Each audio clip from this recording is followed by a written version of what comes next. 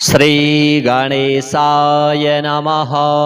अथ श्री आदित्यहृदय स्तोत्रम्।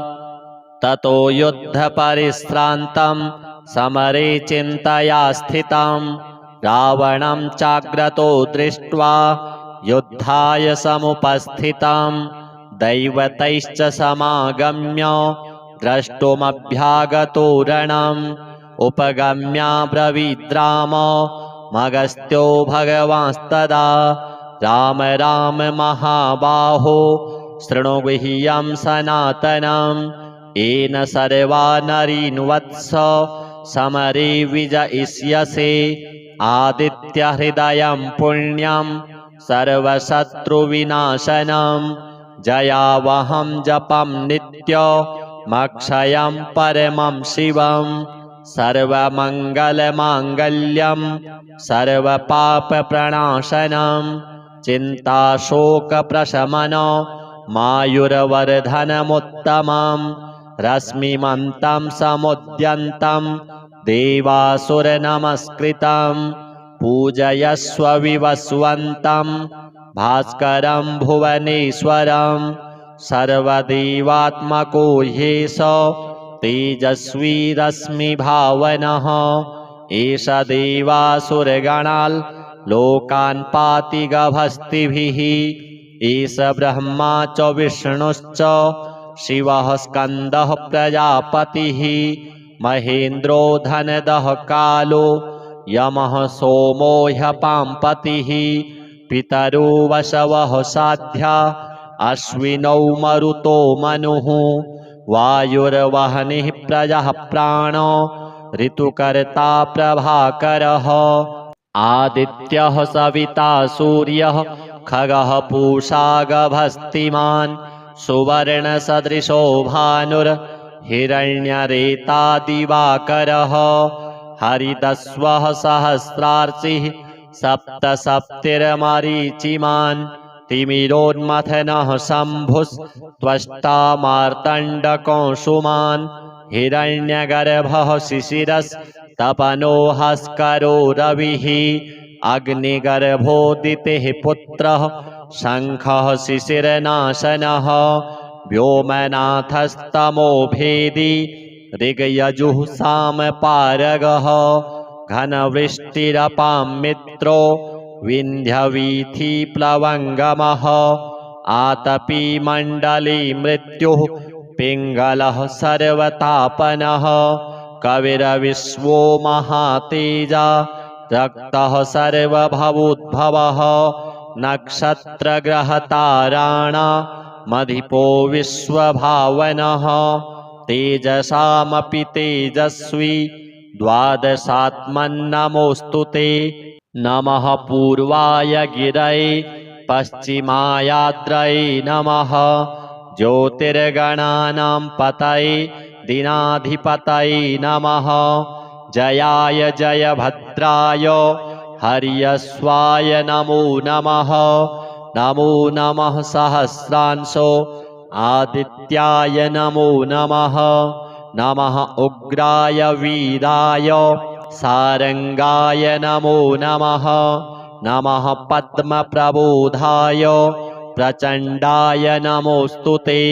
ब्रह्मेशानाच्युतेशाय सूरायादित्यवर्चसे भास्वते सर्वभक्षाय रौद्राय वपुषे नमः तमोघ्नाय हिमघ्नाय शत्रुघ्नायामितात्मने कृतघ्नघ्नाय देवाय ज्योतिषां पतये नमः तप्तचामीकराभाय हरये विश्वकर्मणे नमस्तमोभिनिघ्नाय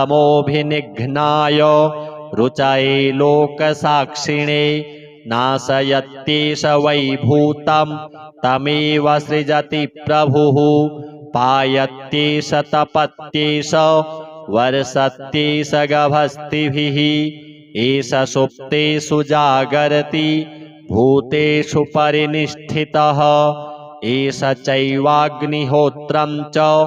फलं चैवाग्निहोत्रिणां देवाश्च क्रतवश्चैव क्रतूनां फलमेव च यानि कृत्यानि लोकेषु सर्वेषु परमप्रभुः एनमापत्सु कृच्छ्रेषु कान्तारेषु भयेषु च कीर्तयन् पुरुषः कश्चिन् नावसीदति राघव पूजयस्वैनमेकाग्रो देवदेवं जगत्पतिम् एतत्त्रिगुणितं जप्त्वा युद्धेषु विजयिष्यसि अस्मिन् क्षणे महाबाहो रावणं त्वं जहिष्यसि एवमुक्त्वा ततोऽगस्त्यो जगाम स यथागतम् एतच्छ्रुत्वा महातेजा नष्टशोको भवत्तदा धारयामास सुप्रीतो राघवः प्रयतात्मवान् आदित्यं प्रेक्ष्य जप्त्वेदं परं हर्षमवाप्तवान् त्रिराचम्य शुचिर्भूत्वा धनुरादाय वीर्यवान् रावणं प्रेक्ष्य हृष्टात्मा जयार्थं समुपागमत् सर्वयत्नेन महता वृतस्तस्य वधेऽभवत् अथ रविरवदन्निरीक्ष्य रामं मुदितमनः परमं प्रहृष्यमाणः निशिचरपतिसंक्षयं विदित्वा सुरगणमध्यगतो वचस्त्वरेति अथ श्री सूर्य स्तवराज स्तोत्र विनियोगः ओम श्री सूर्य स्तवराज स्तोत्रस्य श्री वसिष्ठ ऋषिः अनुष्टुप् छन्दः श्री सूर्यो देवता सर्वपापक्षयपूर्वक सर्वरोगोपशमनार्थे पाठे विनियोगः ऋष्यादिन्यासः श्री वसिष्ठ ऋषये नमः शिरसि अनुष्टुप् छन्दसि नमः मुखे श्री सूर्यदेवाय नमः हृदि सर्वपापक्षयपूर्वक सर्वरोगोपशमनार्थे पाठे विनियोगाय नमः अंजलौ ध्यानम् ओम रथस्थं चिन्तयेद्भानुं द्विभुजं रक्तवाससे दाडिमी पुष्पसङ्काशं पद्मादिभिः अलङ्कृताम् ओम विकर्तनो विवस्वांश्च मार्तण्डो भास्करो रविः लोकप्रकाशकः श्रीमान् लोकचक्षुग्रहेश्वरः लोकसाक्षी त्रिलोकेशः कर्ता हर्ता तमिस्त्रः तपनः तापनः चैव शुचिः सप्ताश्ववाहनः गभस्तिहस्तो ब्रध्नश्च सर्वदेव नमस्कृतः एकविंशतिः इत्येष स्तव इष्टः सदा मम श्रीः आरोग्यकरः चैव धनवृद्धियशस्करः स्तवराज इति ख्यातः त्रिषु लोकेषु विश्रुतः यः एतेन महाबाहो द्विसन्धे स्तिमितोदये स्तौति मां प्रणतो भूत्वा सर्वपापैः प्रमुच्यते कायिकं वाचिकं चैव मानसं यच्च दुष्कृतम् एकजप्येन तत्सर्वं प्रणश्यति ममाग्रतः एकजप्यश्च होमश्च सन्ध्योपासनमेव च बलिमन्त्रोऽर्घ्यमन्त्रश्च धूपमन्त्रस्तथैव च अन्नप्रदाने स्नाने च प्रणिपाति प्रदक्षिणे पूजितोऽयं महामन्त्रः सर्वव्याधिहरः शुभः एवम् उक्त्वा तु भगवान् भास्करो जगदीश्वरः आमन्त्र्य कृष्णतनयं तत्रैवान्तरधीयत शाम्बोऽपि स्तवराजेन स्तुत्वा सप्ताश्ववाहनः भूतात्मा नीरुजः श्रीमान् तस्माद् रोगाद् विमुक्तवान् अथ श्री कालभैरवाष्टकम् देवराज सेव्यमान पावनाङ्घ्रिपङ्कजं व्यालयज्ञसूत्रमिन्दुशेखरं कृपाकरम् नारदादियोगिवृन्दवन्दितं दिगम्बरं काशिकापुराधिनाथ कालभैरवं भजे भानुकोटिभास्वरं भवाब्धितारकं परं नीलकण्ठमीप्सितार्थदायकं त्रिलोचनम् कालकालमम्बुजाक्षमक्षशूलमक्षरं काशिकापुराधिनाथ कालभैरवं भजे शूलटङ्कपाशदण्डपाणिमादिकारणं श्यामकायमादिदेवमक्षरं निरामयम् भीमविक्रमं प्रभुं विचित्रताण्डवप्रियं काशिकापुराधिनाथ कालभैरवं भजे भुक्तिमुक्तिदायकं प्रशस्तचारुविग्रहं भक्तवत्सलं स्थितं समस्तलोकविग्रहम् विनिक्वणन् मनोज्ञहेमकिङ्किणीलसत्कटिं काशिकापुराधिनाथ कालभैरवं भजे धर्मसेतुपालकं त्वधर्ममार्गनाशकं कर्मपाशमोचकं सुशर्मदायकं विभुम् स्वर्णवर्णशेषपाशशोभिताङ्गमण्डलं काशिकापुराधिनाथ कालभैरवं भजे रत्नपादुकाप्रभाभिरामपादयुग्मकं नित्यमद्वितीयमिष्टदैवतं निरञ्जनम् मृत्युदर्पनाशनं करालद्रंष्ट्रमोक्षणं काशिकापुराधिनाथ कालभैरवं भजे अट्टहासभिन्नपद्मजाण्डकोशसन्ततिं दृष्टिपातनष्टपापजालमुग्रशासनम् अष्टसिद्धिदायकं कपालमालिकन्धरं काशिकापुराधिनाथ कालभैरवं भजे भूतसङ्घनायकं विशालकीर्तिदायकं काशीवासलोकपुण्यपापशोधकं विभुम् नीतिमार्गकोविदं पुरातनं जगत्पतिं काशिकापुराधिनाथ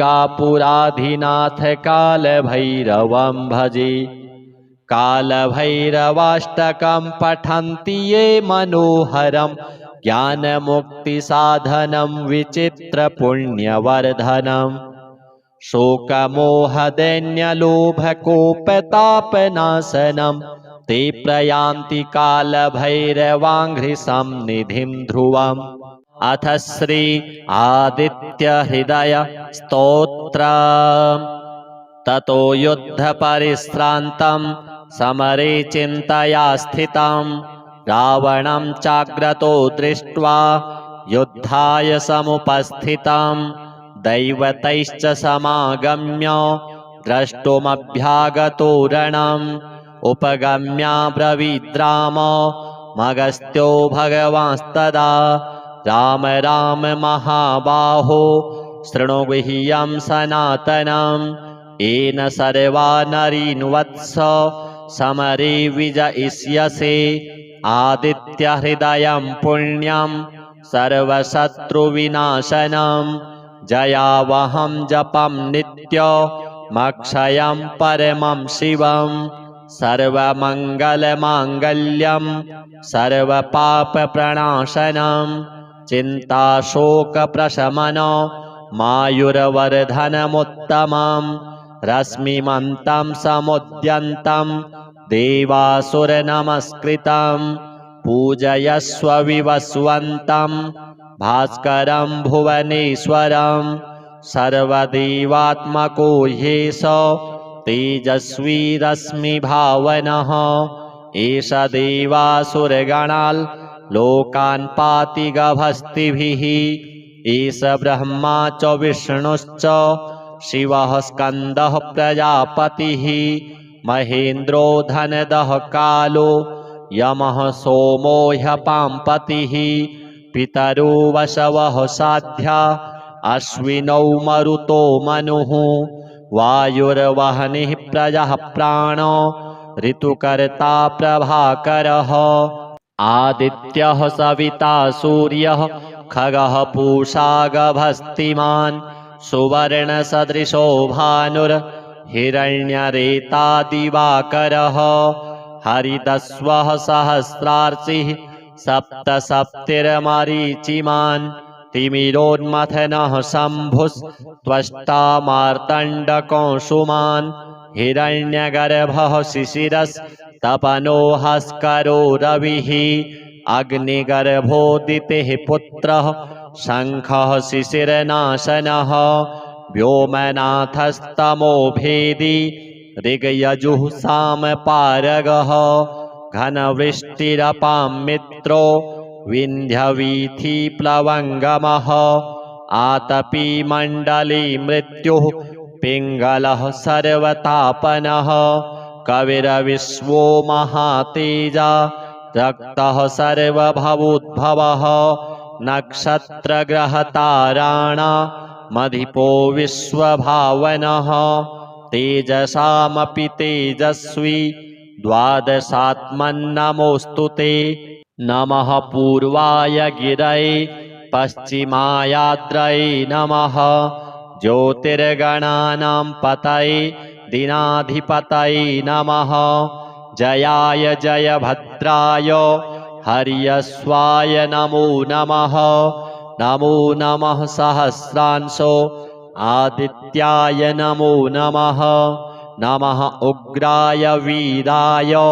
सारंगाय नमो नमः नमः पद्मप्रबोधाय प्रचण्डाय नमोऽस्तु ते ब्रह्मेशानाच्युतेशाय सूरायादित्यवर्चसे भास्वते सर्वभक्षाय रौद्राय वपुषे नमः तमोघ्नाय हिमघ्नाय शत्रुघ्नायामितात्मने कृतघ्नघ्नाय देवाय ज्योतिषां पतये नमः तप्तचामीकराभाय हरये विश्वकर्मणे नमस्तमोभिनिघ्नाय रुचये लोकसाक्षिणे नाशयत्येष वैभूतं तमेव सृजति प्रभुः पायत्येष तपत्येष वर्षत्येष गभस्तिभिः एष सुप्तेषु जागर्ति भूतेषु परिनिष्ठितः एष चैवाग्निहोत्रं च फलं चैवाग्निहोत्रिणां देवाश्च क्रतवश्चैव क्रतूनां फलमेव च यानि कृत्यानि लोकेषु सर्वेषु परमप्रभुः एनमापत्सु कृच्छ्रेषु कान्तारेषु भयेषु च कीर्तयन् पुरुषः कश्चिन् नावसीदति राघव पूजयस्वैनमेकाग्रो देवदेवं जगत्पतिम् एतत्त्रिगुणितं जप्त्वा युद्धेषु विजयिष्यसि अस्मिन् क्षणे महाबाहो रावणं त्वं जहिष्यसि एवमुक्त्वा ततोऽगस्त्यो जगाम स यथागतम् एतच्छ्रुत्वा महातेजा नष्टशोको भवत्तदा धारयामास सुप्रीतो राघवः प्रयतात्मवान् आदित्यं प्रेक्ष्य जप्त्वेदं परं हर्षमवाप्तवान् त्रिराचम्य शुचिर्भूत्वा धनुरादाय वीर्यवान् रावणं प्रेक्ष्य हृष्टात्मा जयार्थं समुपागमत् सर्वयत्नेन महता वृतस्तस्य वधेऽभवत् अथ रविरवदन्निरीक्ष्य रामं मुदितमनः परमं प्रहृष्यमाणः निशिचरपतिसंक्षयं विदित्वा सुरगणमध्यगतो वचस्त्वरेति अथ श्री सूर्य स्तवराज स्तोत्र विनियोगः ओम श्री सूर्य स्तवराज स्तोत्रस्य श्री वसिष्ठ ऋषिः अनुष्टुप् छन्दः श्री सूर्यो देवता सर्वपापक्षयपूर्वक सर्वरोगोपशमनार्थे पाठे विनियोगः। ऋष्यादिन्यासः। श्रीवसिष्ठऋषये नमः। शिरसि अनुष्टुप् छन्दसि नमः। मुखे श्रीसूर्यदेवाय नमः। हृदि सर्वपापक्षयपूर्वक सर्वरोगोपशमनार्थे पाठे विनियोगाय नमः। अंजलौ ध्यानम्। ॐ रथस्थं चिन्तयेद्भानुं द्विभुजं रक्तवाससे दाडिमी पुष्पसङ्काशं पद्मादिभिः अलङ्कृताम्। ॐ विकर्तनो विवस्वांश्च मार्तण्डो भास्करो रविः लोकप्रकाशकः श्रीमान् लोकचक्षुग्रहेश्वरः लोकसाक्षी त्रिलोकेशः कर्ता हर्ता तमिस्त्रः तपनः तापनः चैव शुचिः सप्ताश्ववाहनः गभस्तिहस्तो ब्रध्नश्च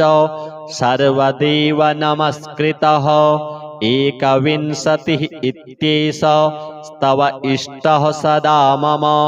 श्रीः आरोग्यकरः चैव धनवृद्धियशस्करः स्तवराज इति ख्यातः त्रिषु लोकेषु विश्रुतः यः एतेन महाबाहो द्वे सन्धे स्तिमितोदये स्तौति मां प्रणतो भूत्वा सर्वपापैः प्रमुच्यते कायिकं वाचिकं चैव मानसं यच्च दुष्कृतम् एकजप्येन तत्सर्वं प्रणश्यति ममाग्रतः एकजप्यश्च होमश्च सन्ध्योपासनमेव च बलिमन्त्रोऽर्घ्यमन्त्रश्च धूपमन्त्रस्तथैव च अन्नप्रदाने स्नाने च प्रणिपाति प्रदक्षिणे पूजितोऽयं महामन्त्रः सर्वव्याधिहरः शुभः एवम् उक्त्वा तु भगवान् भास्करो जगदीश्वरः आमन्त्र्य कृष्णतनयं तत्रैवान्तरधीयत शाम्बोऽपि स्तवराजेन स्तुत्वा सप्ताश्ववाहनः भूतात्मा नीरुजः श्रीमान् तस्माद् रोगाद् विमुक्तवान्। अथ श्री कालभैरवाष्टकम्। देवराजसेव्यमान पावनाङ्घ्रिपङ्कजं व्यालयज्ञसूत्रमिन्दुशेखरं कृपाकरम् नारदादियोगिवृन्दवन्दितं दिगम्बरं काशिकापुराधिनाथ कालभैरवं भजे भानुकोटिभास्वरं भवाब्धितारकं परं नीलकण्ठमीप्सितार्थदायकं त्रिलोचनं कालकालमम्बुजाक्षमक्षशूलमक्षरं काशिकापुराधिनाथ कालभैरवं भजे शूलटङ्कपाशदण्डपाणिमादिकारणं श्यामकायमादिदेवमक्षरं निरामयम्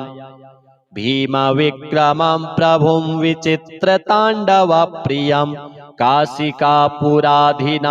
कालभैरवं भजे भुक्तिमुक्तिदायकं प्रशस्तचारुविग्रहं भक्तवत्सलं स्थितं समस्तलोकविग्रहम्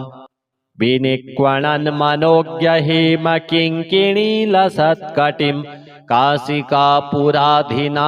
कालभैरवं भजे धर्मसेतुपालकं त्वधर्ममार्गनाशकं कर्मपाशमोचकं सुशर्मदायकं विभुं स्वर्णवर्णशेषपाशशोभिताङ्गमण्डलं काशिकापुराधिनाथ कालभैरवं भजे रत्नपादुकाप्रभाभिरामपादयुग्मकं नित्यमद्वितीयमिष्टदैवतं निरञ्जनं मृत्युदर्पनाशनं करालद्रंष्ट्रमोक्षणं काशिकापुराधिनाथ कालभैरवं भजे। अट्टहासभिन्न पद्मजाण्डकोशसन्ततिं दृष्टिपातनष्टपापजालमुग्रशासनम् अष्टसिद्धिदायकं कपालमालिकन्धरं काशिकापुराधिनाथ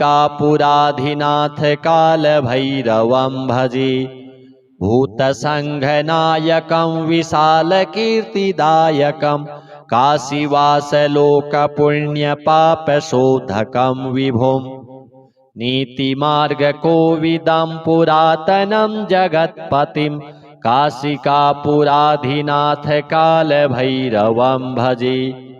कालभैरवाष्टकं पठन्ति ये मनोहरं ज्ञानमुक्तिसाधनं विचित्रपुण्यवर्धनम्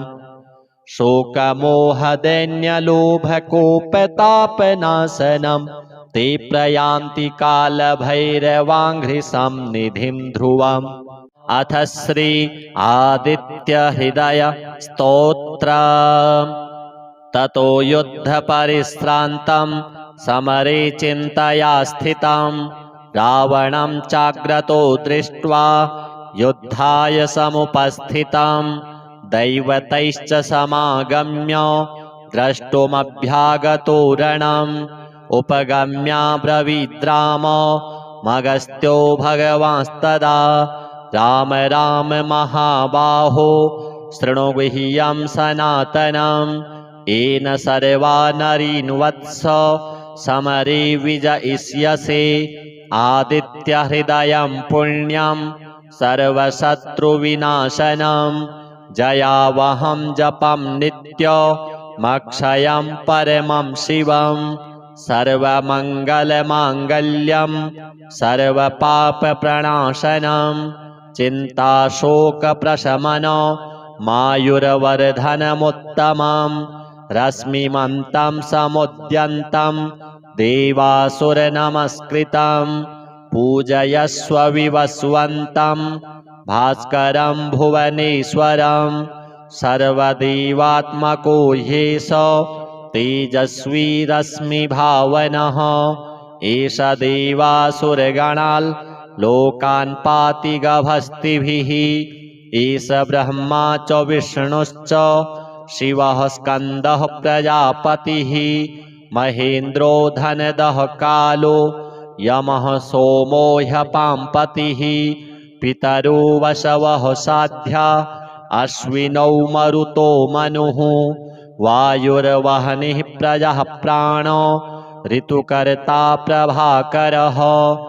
आदित्यः सविता सूर्यः खगः पूषा गभस्तिमान् सुवर्णसदृशो भानुर्हिरण्यरेता दिवाकरः हरितस्वः सहस्रार्चिः सप्तसप्तिर्मरीचिमान् तिमिरोन्मथनः शम्भुस्त्वष्टा मार्तण्डकौसुमान् हिरण्यगर्भः शिशिरस्तपनो हस्करो रविः अग्निगर्भोदितिः पुत्रः शङ्खः शिशिरनाशनः व्योमनाथस्तमोभेदी ऋग्यजुः सामपारगः घनवृष्टिरपां मित्रो विन्ध्यवीथिप्लवङ्गमः आतपी मण्डली मृत्युः पिङ्गलः सर्वतापनः कविरविश्वो महातेजा रक्तः सर्वभवोद्भवः नक्षत्रग्रहताराणामधिपो विश्वभावनः तेजसामपि तेजस्वी द्वादशात्मन्नमोऽस्तु ते नमः पूर्वाय गिरये पश्चिमायाद्रये नमः ज्योतिर्गणानां पतये दीनाधिपतये नमः जयाय जयभद्राय हर्यश्वाय नमो नमः नमो नमः सहस्रांशो आदित्याय नमो नमः नमः उग्राय वीराय सारंगाय नमो नमः नमः पद्मप्रबोधाय प्रचण्डाय नमोऽस्तु ते ब्रह्मेशानाच्युतेशाय सूरायादित्यवर्चसे भास्वते सर्वभक्षाय रौद्राय वपुषे नमः तमोघ्नाय हिमघ्नाय शत्रुघ्नायामितात्मने कृतघ्नघ्नाय देवाय ज्योतिषां पतये नमः तप्तचामीकराभाय हरये विश्वकर्मणे नमस्तमोभिनिघ्नाय रुचये लोकसाक्षिणे नाशयत्येष वै भूतं तमेव सृजति प्रभुः पायत्येष तपत्येष वर्षत्येष गभस्तिभिः एष सुप्तेषु जागर्ति भूतेषु परिनिष्ठितः एष चैवाग्निहोत्रं च फलं चैवाग्निहोत्रिणां देवाश्च क्रतवश्चैव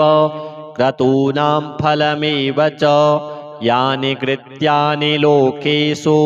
सर्वेषु परमप्रभुः एनमापत्सु कृच्छ्रेषु कान्तारेषु भयेषु च कीर्तयन् पुरुषः कश्चिन् नावसीदति राघव पूजयस्वैनमेकाग्रो देवदेवं जगत्पतिम्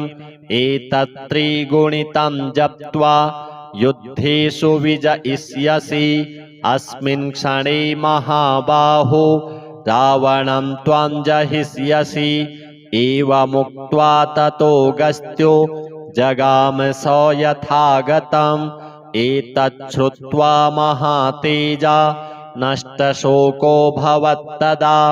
धारयामास सुप्रीतो राघवः प्रयतात्मवान् आदित्यं प्रेक्ष्य जप्त्वेदं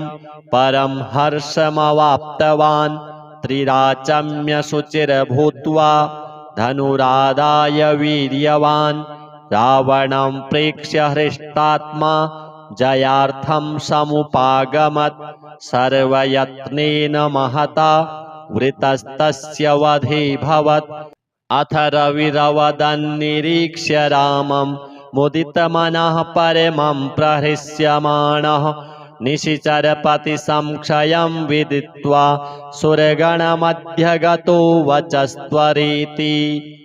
अथ श्री सूर्य स्तवराज स्तोत्रम् विनियोगः ओम श्री सूर्य स्तवराज स्तोत्रस्य श्री वसिष्ठ ऋषिः अनुष्टुप् छन्दः श्री सूर्यो देवता सर्वपापक्षय पूर्वक सर्वरोगोपशमनार्थे पाठे विनियोगः ऋष्यादिन्यासः श्री वसिष्ठ ऋषये नमः शिरसि अनुष्टुप् छन्दसि नमः मुखे श्री सूर्यदेवाय नमः हृदि सर्वपापक्षय पूर्वक सर्वरोगोपशमनार्थे पाठे विनियोगाय नमः अंजलौ ध्यानम् ओम रथस्थं चिन्तयेद्भानुं द्विभुजं रक्तवाससे दाडिमी पुष्पसङ्काशं पद्मादिभिः अलङ्कृताम् ओम विकर्तनो विवस्वांश्च मार्तण्डो भास्करो रविः लोकप्रकाशकः श्रीमान् लोकचक्षुग्रहेश्वरः लोकसाक्षी त्रिलोकेशः कर्ता हर्ता तमिस्त्रः तपनः तापनः चैव शुचिः सप्ताश्ववाहनः गभस्तिहस्तो ब्रध्नश्च सर्वदेव नमस्कृतः एकविंशतिः इत्येष स्तव इष्टः सदा मम श्रीः आरोग्यकरः चैव धनवृद्धियशस्करः स्तवराज इति ख्यातः त्रिषु लोकेषु विश्रुतः यः एतेन महाबाहो द्वे स्तिमितोदये स्तौति मां प्रणतो भूत्वा सर्वपापैः प्रमुच्यते कायिकं वाचिकं चैव मानसं यच्च दुष्कृतम् एकजप्येन तत्सर्वं प्रणश्यति ममाग्रतः एकजप्यश्च होमश्च सन्ध्योपासनमेव च बलिमन्त्रोऽर्घ्यमन्त्रश्च धूपमन्त्रस्तथैव च अन्नप्रदाने स्नाने च प्रणिपाति प्रदक्षिणे पूजितोऽयं महामन्त्रः सर्वव्याधिहरः शुभः। एवम् उक्त्वा तु भगवान् भास्करो जगदीश्वरः आमन्त्र्य कृष्णतनयं तत्रैवान्तरधीयत। शाम्बोऽपि स्तवराजेन स्तुत्वा सप्ताश्ववाहनः भूतात्मानिरुजः श्रीमान् तस्माद् रोगाद् विमुक्तवान्। अथ श्रीकालभैरवाष्टकम्। देवराजसेव्यमान पावनाङ्घ्रिपङ्कजं व्यालयज्ञसूत्रमिन्दुशेखरं कृपाकरम् नारदादियोगिवृन्दवन्दितं दिगम्बरं काशिकापुराधिनाथकालभैरवं भजे। भानुकोटिभास्वरं भवाब्धितारकं परं नीलकण्ठमीप्सितार्थदायकं त्रिलोचनं कालकालमम्बुजाक्षमक्षशूलमक्षरं काशिकापुराधिनाथकालभैरवं भजे। शूलटङ्कपाशदण्डपाणिमादिकारणं श्यामकायमादिदेवमक्षरं निरामयम् भीमविक्रमं प्रभुं विचित्रताण्डवप्रियं काशिकापुराधिनाथकालभैरवं भजे। भुक्तिमुक्तिदायकं प्रशस्तचारुविग्रहं भक्तवत्सलं स्थितं समस्तलोकविग्रहम् विनिक्वणन् मनोज्ञहेमकिङ्किणीलसत्कटिं काशिकापुराधिनाथकालभैरवं भजे। धर्मसेतुपालकं त्वधर्ममार्गनाशकं कर्मपाशमोचकं सुशर्मदायकं विभुं स्वर्णवर्णशेषपाशशोभिताङ्गमण्डलं काशिकापुराधिनाथकालभैरवं भजे। रत्नपादुकाप्रभाभिरामपादयुग्मकं नित्यमद्वितीयमिष्टदैवतं निरञ्जनं मृत्युदर्पनाशनं करालद्रंष्ट्रमोक्षणं काशिकापुराधिनाथकालभैरवं भजे। अट्टहासभिन्नपद्मजाण्डकोशसन्ततिं दृष्टिपातनष्टपापजालमुग्रशासनम् अष्टसिद्धिदायकं कपालमालिकन्धरं काशिकापुराधिनाथकालभैरवं भजे। भूतसङ्घनायकं विशालकीर्तिदायकं काशीवासलोकपुण्यपापशोधकं विभुं नीतिमार्गकोविदं पुरातनं जगत्पतिं काशिकापुराधिनाथकालभैरवं भजे। कालभैरवाष्टकं पठन्ति ये मनोहरं ज्ञानमुक्तिसाधनं विचित्रपुण्यवर्धनम् शोकमोहदैन्यलोभकोपतापनाशनं ते प्रयान्ति कालभैरवाङ्घ्रिसंनिधिं ध्रुवम्। अथ श्री आदित्यहृदय स्तोत्रम्। ततो युद्धपरिश्रान्तं समरे चिन्तया स्थितं रावणं चाग्रतो दृष्ट्वा युद्धाय समुपस्थितं दैवतैश्च समागम्य द्रष्टुमभ्यागतो रणम् उपगम्याब्रवीद्राम मगस्त्यो भगवांस्तदा राम राम महाबाहो शृणु गुह्यं सनातनम् येन सर्वा नरीन्वत्स समरे विजयिष्यसे आदित्यहृदयं पुण्यं सर्वशत्रुविनाशनं जयावहं जपं नित्यमक्षयं परमं शिवं सर्वमङ्गलमाङ्गल्यं सर्वपापप्रणाशनं चिन्ताशोकप्रशमनं मायुर्वर्धनमुत्तमं रश्मिमन्तं समुद्यन्तं देवासुरनमस्कृतं पूजयस्व विवस्वन्तं भास्करं भुवनेश्वरं सर्वदेवात्मको ह्येष तेजस्वी रश्मिभावनः एष देवासुरगणान् लोकान् पाति गभस्तिभिः एष ब्रह्मा च विष्णुश्च शिवः स्कन्दः प्रजापतिः महेन्द्रो धनदः कालो यमः सोमो ह्यपाम्पतिः पितरो वसवः साध्या अश्विनौ मरुतो मनुः वायुर्वह्निः प्रजः प्राणो ऋतुकर्ता प्रभाकरः आदित्यः सविता सूर्यः खगः पूषा गभस्तिमान् सुवर्णसदृशो भानुर्हिरण्यरेता दिवाकरः हरितस्वः सहस्रार्चिः सप्तसप्तिर्मरीचिमान् तिमिरोन्मथनः शम्भुस्त्वष्टा मार्तण्डकौसुमान् हिरण्यगर्भः शिशिरस्तपनो हस्करो रविः अग्निगर्भोदितिः पुत्रः शङ्खः शिशिरनाशनः व्योमनाथस्तमोभेदी ऋग्यजुः सामपारगः घनवृष्टिरपां मित्रो विन्ध्यवीथिप्लवङ्गमः आतपी मण्डली मृत्युः पिङ्गलः सर्वतापनः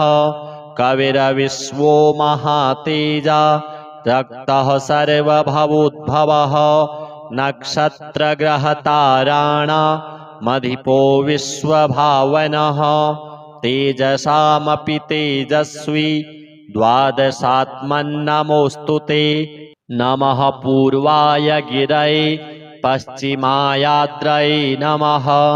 ज्योतिर्गणानां पतये दीनाधिपतये नमः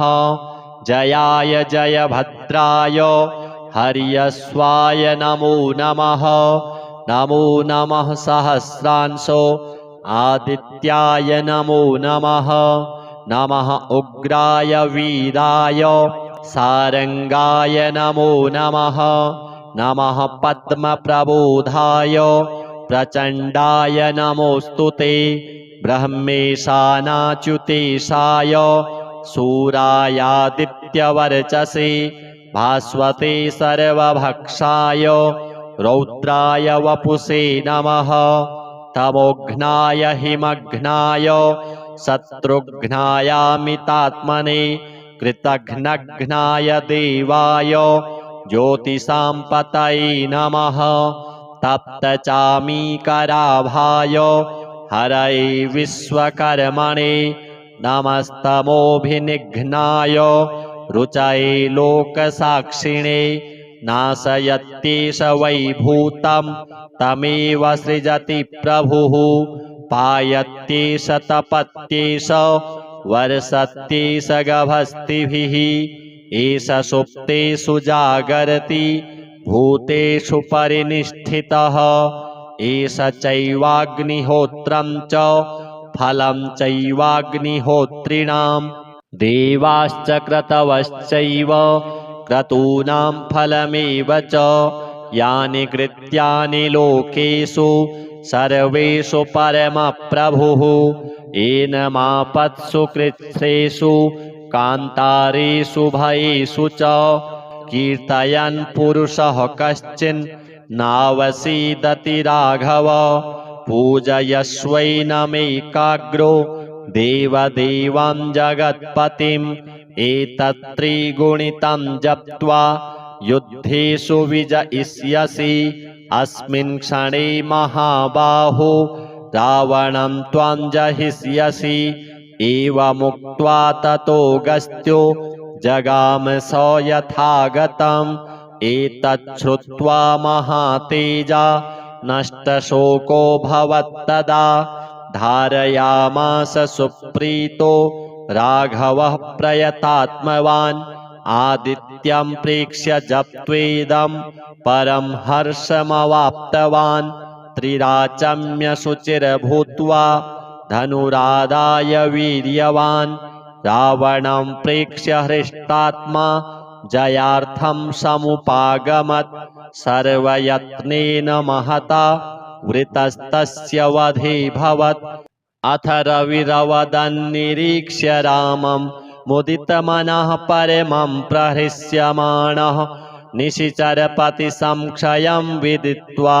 सुरगणमध्यगतो वचस्त्वरेति।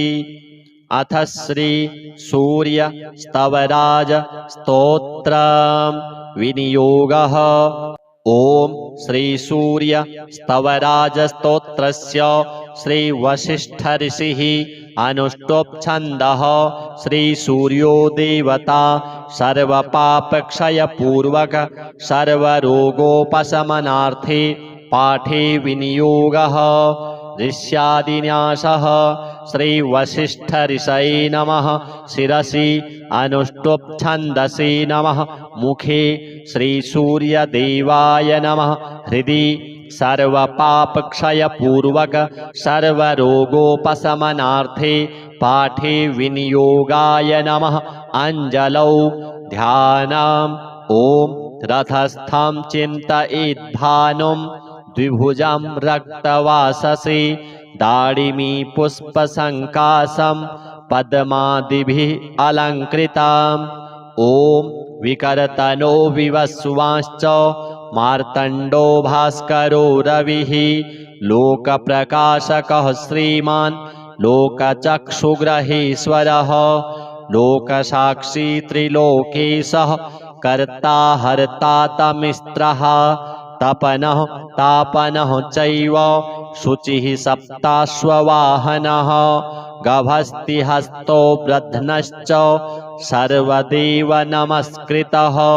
एकविंशतिः इत्येष स्तव इष्टः सदा मम श्रीः आरोग्यकरः चैव धनवृद्धियशस्करः स्तवराज इति ख्यातः त्रिषु लोकेषु विश्रुतः यः एतेन महाबाहो द्वे स्तिमितोदये स्तौति मां प्रणतो भूत्वा सर्वपापैः प्रमुच्यते कायिकं वाचिकं चैव मानसं यच्च दुष्कृतम् एकजप्येन तत्सर्वं प्रणश्यति ममाग्रतः एकजप्यश्च होमश्च सन्ध्योपासनमेव च बलिमन्त्रोऽर्घ्यमन्त्रश्च धूपमन्त्रस्तथैव च अन्नप्रदाने स्नाने च प्रणिपाति प्रदक्षिणे पूजितोऽयं महामन्त्रः सर्वव्याधिहरः शुभः एवम् उक्त्वा तु भगवान् भास्करो जगदीश्वरः आमन्त्र्य कृष्णतनयं तत्रैवान्तरधीयत शाम्बोऽपि स्तवराजेन स्तुत्वा सप्ताश्ववाहनः भूतात्मा नीरुजः श्रीमान् तस्माद् रोगाद् विमुक्तवान्। अथ श्री कालभैरवाष्टकम् देवराजसेव्यमान पावनाङ्घ्रिपङ्कजं व्यालयज्ञसूत्रमिन्दुशेखरं कृपाकरं नारदादियोगिवृन्दवन्दितं दिगम्बरं काशिकापुराधिनाथ कालभैरवं भजे भानुकोटिभास्वरं भवाब्धितारकं परं नीलकण्ठमीप्सितार्थदायकं त्रिलोचनं कालकालमम्बुजाक्षमक्षशूलमक्षरं काशिकापुराधिनाथ कालभैरवं भजे शूलटङ्कपाशदण्डपाणिमादिकारणं श्यामकायमादिदेवमक्षरं निरामयम् भीमविक्रमं प्रभुं विचित्रताण्डवप्रियं काशिकापुराधिनाथ कालभैरवं भजे। भुक्तिमुक्तिदायकं प्रशस्तचारुविग्रहं भक्तवत्सलं स्थितं समस्तलोकविग्रहम् विनिक्वणन् मनोज्ञहेमकिङ्किणीलसत्कटिं काशिकापुराधिनाथ कालभैरवं भजे। धर्मसेतुपालकं त्वधर्ममार्गनाशकं कर्मपाशमोचकं सुशर्मदायकं विभुम् स्वर्णवर्णशेषपाशशोभिताङ्गमण्डलं काशिकापुराधिनाथ कालभैरवं भजे। रत्नपादुकाप्रभाभिरामपादयुग्मकं नित्यमद्वितीयमिष्टदैवतं निरञ्जनम् मृत्युदर्पनाशनं करालद्रंष्ट्रमोक्षणं काशिकापुराधिनाथ कालभैरवं भजे। अट्टहासभिन्नपद्मजाण्डकोशसन्ततिं दृष्टिपातनष्टपापजालमुग्रशासनम् अष्टसिद्धिदायकं कपालमालिकन्धरं काशिकापुराधिनाथ कालभैरवं भजे। भूतसङ्घनायकं विशालकीर्तिदायकं काशीवासलोकपुण्यपापशोधकं विभुम् नीतिमार्गकोविदं पुरातनं जगत्पतिं काशिकापुराधिनाथ कालभैरवं भजे। कालभैरवाष्टकं पठन्ति ये मनोहरं ज्ञानमुक्तिसाधनं विचित्रपुण्यवर्धनम् शोकमोहदैन्यलोभकोपतापनाशनं ते प्रयान्ति कालभैरवाङ्घ्रिसंनिधिं ध्रुवम्। अथ श्री आदित्यहृदय स्तोत्रम्। ततो युद्धपरिश्रान्तं समरे चिन्तया स्थितं रावणं चाग्रतो दृष्ट्वा युद्धाय समुपस्थितं दैवतैश्च समागम्य द्रष्टुमभ्यागतो रणम् उपगम्याब्रवीद्राम मगस्त्यो भगवांस्तदा राम राम महाबाहो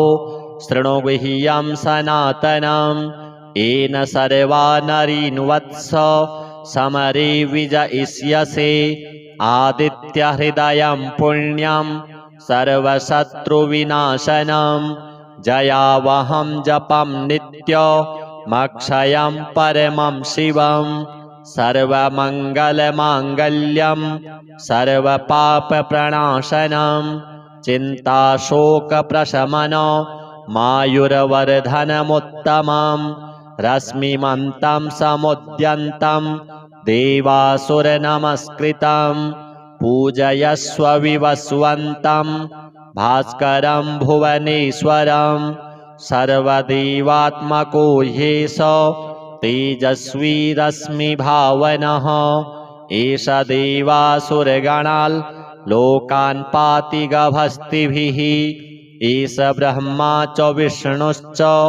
शिवः स्कन्दः प्रजापतिः महेन्द्रो धनदः कालो यमः सोमो ह्यपाम्पतिः पितरो वसवः साध्या अश्विनौ मरुतो मनुः वायुर्वह्निः प्रजः प्राणो ऋतुकर्ता प्रभाकरः आदित्यः सविता सूर्यः खगः पूषा गभस्तिमान् सुवर्णसदृशो भानुर्हिरण्यरेता दिवाकरः हरितस्वः सहस्रार्चिः सप्तसप्तिर्मरीचिमान् तिमिरोन्मथनः शम्भुस्त्वष्टा मार्तण्डकौसुमान् हिरण्यगर्भः शिशिरस्तपनो हस्करो रविः अग्निगर्भोदितिः पुत्रः शङ्खः शिशिरनाशनः व्योमनाथस्तमो भेदी ऋग्यजुः सामपारगः घनवृष्टिरपां मित्रो विन्ध्यवीथिप्लवङ्गमः आतपी मण्डली मृत्युः पिङ्गलः सर्वतापनः कविरविश्वो महातेजा रक्तः सर्वभवोद्भवः नक्षत्रग्रहताराणामधिपो विश्वभावनः तेजसामपि तेजस्वी द्वादशात्मन्नमोऽस्तु ते नमः पूर्वाय गिरये पश्चिमायाद्रये नमः ज्योतिर्गणानां पतये दीनाधिपतये नमः जयाय जयभद्राय हर्यश्वाय नमो नमः नमो नमः सहस्रांशो आदित्याय नमो नमः नमः उग्राय वीराय सारंगाय नमो नमः नमः पद्मप्रबोधाय प्रचण्डाय नमोऽस्तु ते ब्रह्मेशानाच्युतेशाय सूरायादित्यवर्चसे भास्वते सर्वभक्षाय रौद्राय वपुषे नमः तमोघ्नाय हिमघ्नाय शत्रुघ्नायामितात्मने कृतघ्नघ्नाय देवाय ज्योतिषां पतये नमः तप्तचामीकराभाय हरये विश्वकर्मणे नमस्तमोभिनिघ्नाय रुचये लोकसाक्षिणे नाशयत्येष वैभूतं तमेव सृजति प्रभुः पायत्येष तपत्येष वर्षत्येष गभस्तिभिः एष सुप्तेषु जागर्ति भूतेषु परिनिष्ठितः एष चैवाग्निहोत्रं च फलं चैवाग्निहोत्रिणां देवाश्च क्रतवश्चैव क्रतूनां फलमेव च यानि कृत्यानि लोकेषु सर्वेषु परमप्रभुः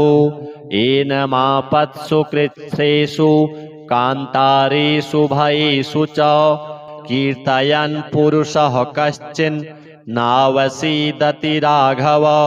पूजयस्वैनमेकाग्रो देवदेवं जगत्पतिम् एतत्त्रिगुणितं जप्त्वा युद्धेषु विजयिष्यसि अस्मिन् क्षणे महाबाहो रावणं त्वं जहिष्यसि एवमुक्त्वा ततोऽगस्त्यो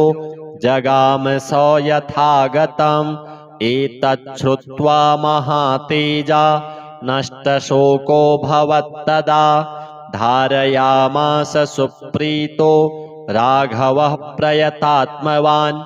आदित्यं प्रेक्ष्य जप्त्वेदं परं हर्षमवाप्तवान् त्रिराचम्य शुचिर्भूत्वा धनुरादाय वीर्यवान् रावणं प्रेक्ष्य हृष्टात्मा जयार्थं समुपागमत् सर्वयत्नेन महता वृतस्तस्य वधेऽभवत् अथ रविरवदन्निरीक्ष्य रामं मुदितमनः परमं प्रहृष्यमाणः निशिचरपतिसंक्षयं विदित्वा सुरगणमध्यगतो वचस्त्वरेति अथ श्री सूर्य स्तवराज स्तोत्रं विनियोगः ओम श्री सूर्य स्तवराज स्तोत्रस्य श्री वसिष्ठ ऋषिः अनुष्टुप् छन्दः श्री सूर्यो देवता सर्वपापक्षय पूर्वक सर्वरोगोपशमनार्थे पाठे विनियोगः ऋष्यादिन्यासः श्री वसिष्ठ ऋषये नमः शिरसि अनुष्टुप् छन्दसि नमः मुखे श्री सूर्यदेवाय नमः हृदि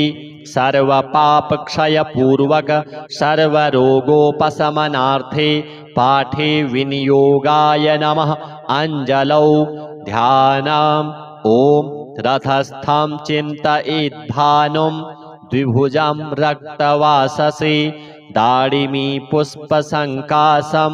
पद्मादिभिः अलङ्कृतां ॐ विकर्तनो विवस्वांश्च मार्तण्डो भास्करो रविः लोकप्रकाशकः श्रीमान् लोकचक्षुग्रहेश्वरः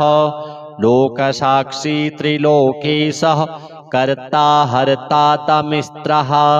तपनः तापनः चैव शुचिः सप्ताश्ववाहनः गभस्तिहस्तो ब्रध्नश्च सर्वदेव नमस्कृतः एकविंशतिः इत्येष स्तव इष्टः सदा मम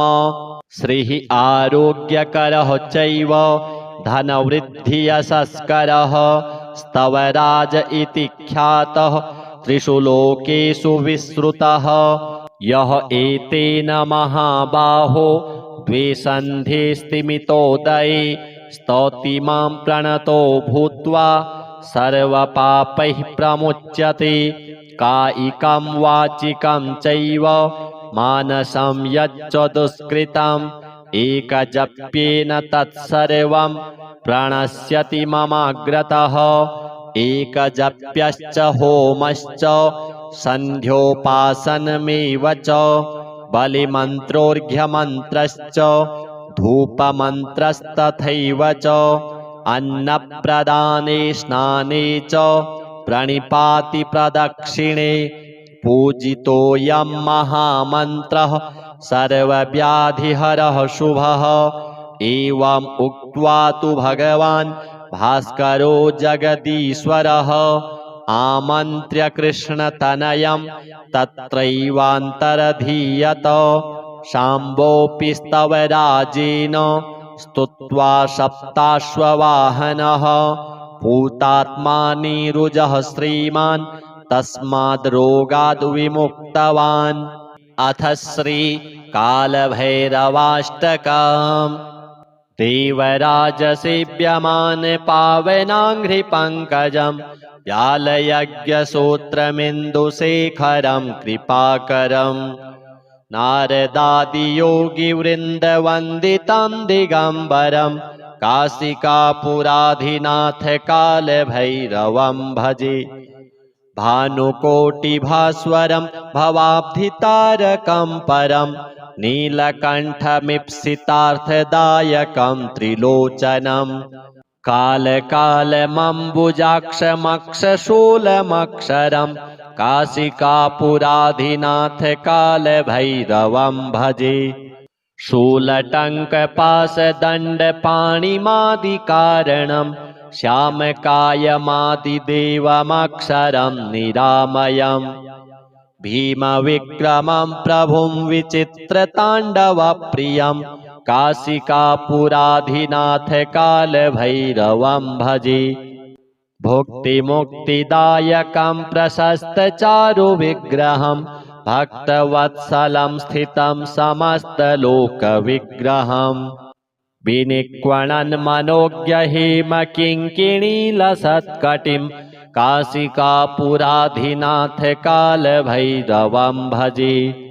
धर्मसेतुपालकं त्वधर्ममार्गनाशकं कर्मपाशमोचकं सुशर्मदायकं विभुं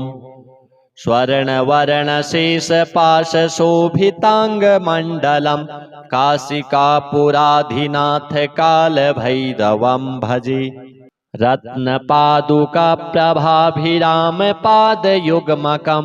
नित्यमद्वितीयमिष्टदैवतं निरञ्जनं मृत्युदर्पनाशनं करालद्रंष्ट्रमोक्षणं काशिकापुराधिनाथ कालभैरवं भजे अट्टहासभिन्नपद्मजाण्डकोशसन्ततिं दृष्टिपातनष्टपापजालमुग्रशासनम् अष्टसिद्धिदायकं कपालमालिकन्धरं काशिकापुराधिनाथ कालभैरवं भजे भूतसङ्घनायकं विशालकीर्तिदायकं काशीवासलोकपुण्यपापशोधकं विभुं नीतिमार्गकोविदं पुरातनं जगत्पतिं काशिकापुराधिनाथ कालभैरवं भजे